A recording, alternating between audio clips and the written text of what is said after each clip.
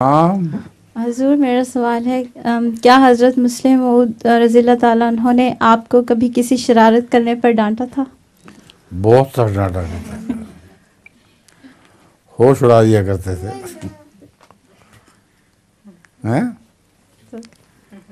اتنا ڈانٹتے تھے کہ آدمی کی جان نکل جاتی تھی. بعض دفعہ میری شرارت کی بجائے کسی کی شرارت بھی میرے نام لگ جایا کرتی تھی. ہمارے ایک رشتہ دار تھے سید احمد، ہمارے ماموں بنتے ہیں. وہ حضرت میر محمد اسماعیل صاحب کے صاحبزادے تھے. پتہ نہیں کیوں لوگوں میں مشہور تھا کہ ان کی شکل مجھ سے ملتی ہے اور مجھے نہیں لگا کرتی تھی. مگر ایک موقع پر وہ کہیں باہر گئے اور انہوں نے کوئی شرارت کی پاکستان میں.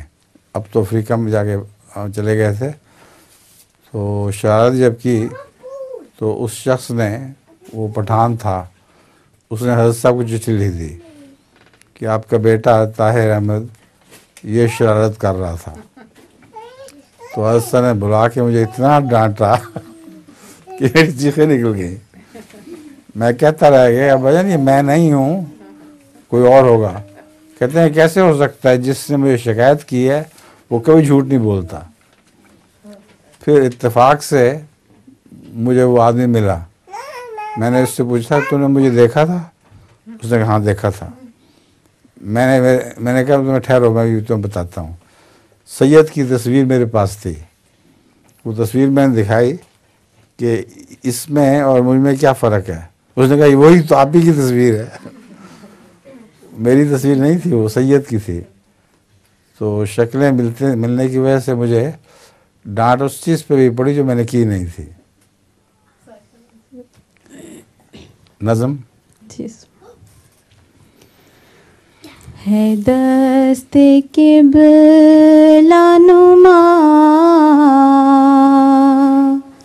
لا الہ الا اللہ، ہے درد دل کی دوا لا الہ الا اللہ. کسی کی چشم میں فسوں ساز نے کیا جادو، تو دل سے نکلی صدا لا الہ الا اللہ، تو دل سے نکلی صدا لا الہ الا اللہ. جو پھونکا جائے گا کانوں میں دل کے مردوں کے،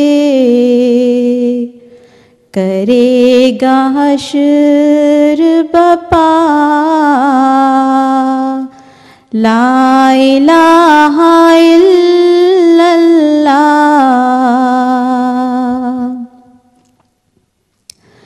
قریب تھا کہ میں گر جاؤں بارے سیاں سے، بنا ہے لیک عصا لا الہ الا اللہ.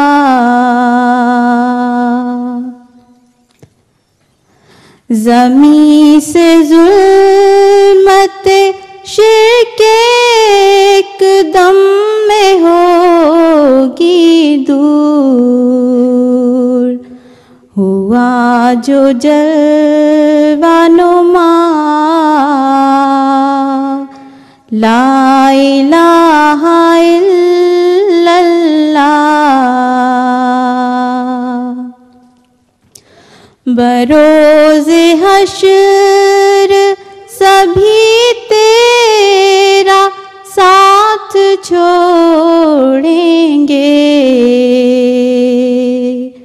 کرے گا ایک وفا